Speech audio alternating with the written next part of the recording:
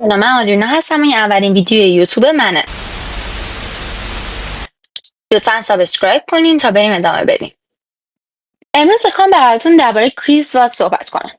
کریس وات و شنان وات یه زوج معمولی و به ظاهر خوشحال بودن که توی شهر آرومی زندگی میکردن.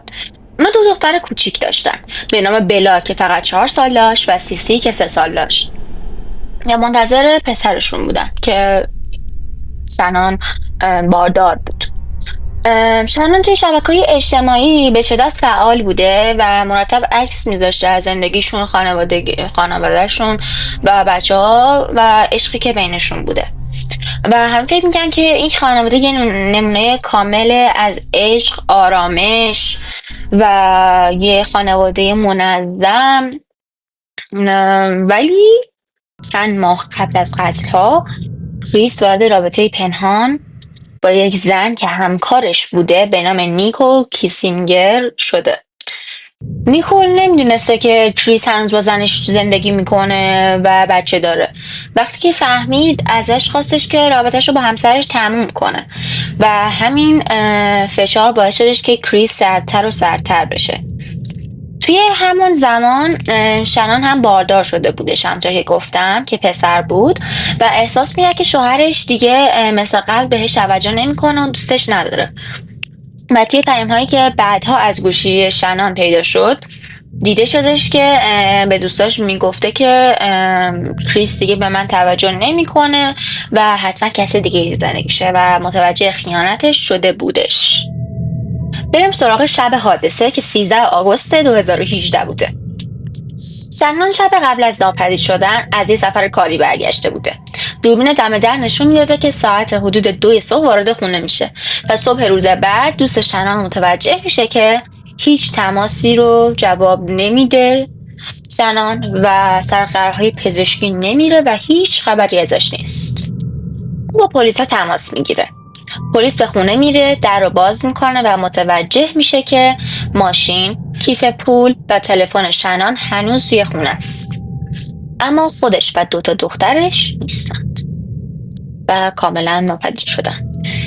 پلیس خیلی زود از کریس بازجویی میکنه و کریس ادعا میکنه که صبح با زنش دعوا شده و وقتی رفته سر کار اونها خونه بودن، ولی این حرف با شواهد نمیخونده و رفتار کریس هم عجیب بوده، همینطور خیلی سرد، بی احساس و بدون نگران واقعی نسبت به زن و بچهش. پلیس دوربین خونه همسایه رو چک میکنه و یکی از همسایه دوربین داشته که نشون میداده که کریس ساعت 5 صبح با ماشین به گاراژ میره و چیزهایی رو توی ماشینش میذاره. وقتی پلیس این فیلم رو بهش نشون میده، یعنی به کریس اینا رو نشون میده، این فیلم رو که ما داریم، حالتش کاملا عوض میشه و کاملا نگران میشه. همسایه حتی بعد اینکه به پلیس گفته اون الان خیلی بیشتر از همیشه به نظر عصبانی میرسه، یعنی بعد از اینکه گفته که فیلم رو نشون دادن، همسایه بهشون به پلیس ها گفته که اون الان خیلی بیشتر از همیشه عصبانیه.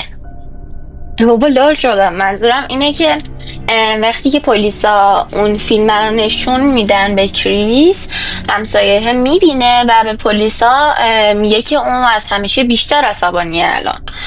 و بعدش پلیس تصمیم گرفتش که از کریس تست دروغ سنج بگیره و کریس با اعتماد به نفس قبول کرده، اما تستشون داده که کریس دروغ میگفته خیلی. و بعد از اون پلیس شروع کرده به فشار آوردن بهش. توی بازجویی ها بهش گفتن، یعنی پلیس ها بهش گفتن که ما میدونیم یه چیزی هست، بهش بهتر اعتراف کنی، و کریس هیچ چیزی نمیگفته تا اینکه پدرش میاد داخل و پیشش میشنه تو اتاق بازجویی. اون لحظه کریس اول گفته شنان بچه ها رو کشته، منم از روی خشم اون رو کشتم، ولی این یه دروغ دیگه بوده. حالا میخوام واسهتون اعتراف واقعی رو بخونم. خب حالا اعتراف. چند ساعت بعد کریس اعتراف واقعیش رو کرد. گفت که شب قبل با شنان دعوا شده چون اون فهمیده بوده خیانت کرده بوده، یعنی کریس خیانت کرده بوده. و بعدش کریس شنن رو توی تخت خوابش خفه میکنه در حالتی که بچه‌هاش توی اتاق کناری بودن و بعد از اینکه خفش میکنه با آرامش کامل، یعنی حتی هیچ از وجود نشه، با آرامش کامل بچه‌هاش رو هم برده داخل ماشین، انگار قراره بردشون بیرون آنگام بستنی حسین جان شده. بعد از اینکه ماهاش خفه کرد، یعنی بچه هم خرن کاملا. حتی 3-4 سالشون هم بوده، خیلی نمیفهمم ولی قطعا صدا داشته دیگه. و و این جوری که میخواد بچه رو ببره بیرون و اینا، بچه رو ازشون پرسه یعنی بچه ها ازش پرسیدن که تورا که مامانمون کجاست، ولی کریس بهشون دروغ گفته.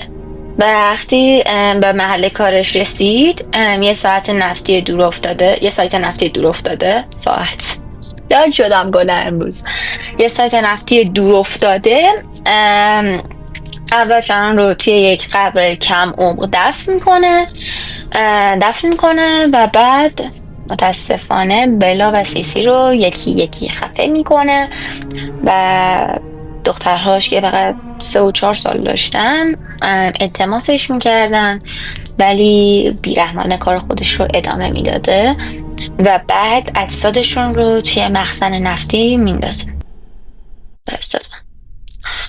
میدونم انتظارش نداشتین، منم همینطور.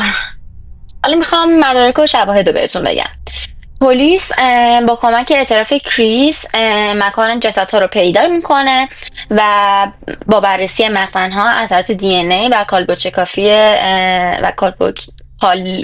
چکافی نشون میده که حقیقت همون چیزی بوده که کریس گفته و گوشی شنان پر بود از پیام هایی که نشون میداد از خیانت شوهرش خبر داشته. حتی کریس قبل از جنایت توی گوشیش دنبال عبارتی مثل چطور رابطم رو تموم کنم و آیا مردهای خیانتکار همسرشون رو ترک میکنن سرچ کرده بوده و همین. و کریس واس به قتل همسر باردارش و 2 دختر کوچیکش اعتراف کرده بوده توی دادگاه و بهش 5 بار حبس ابد امکان آزادی مشروط داده، بدون امکان آزادی مشروط دادن و خانواده شنران خواستن که مجازات اعدام اجرا نشه چون نمیخواستن یه نفر دیگه کشته بشه. اینم از ویدیوهای ما. ممنونم که بهم گوش کردین. لطفا سابسکرایب کنین. من سعی کردم که ویدیوها رو کوتاه بسازم که حوصلتون سر نره و تا حدی خوشتون بیاد. خیلی ممنون.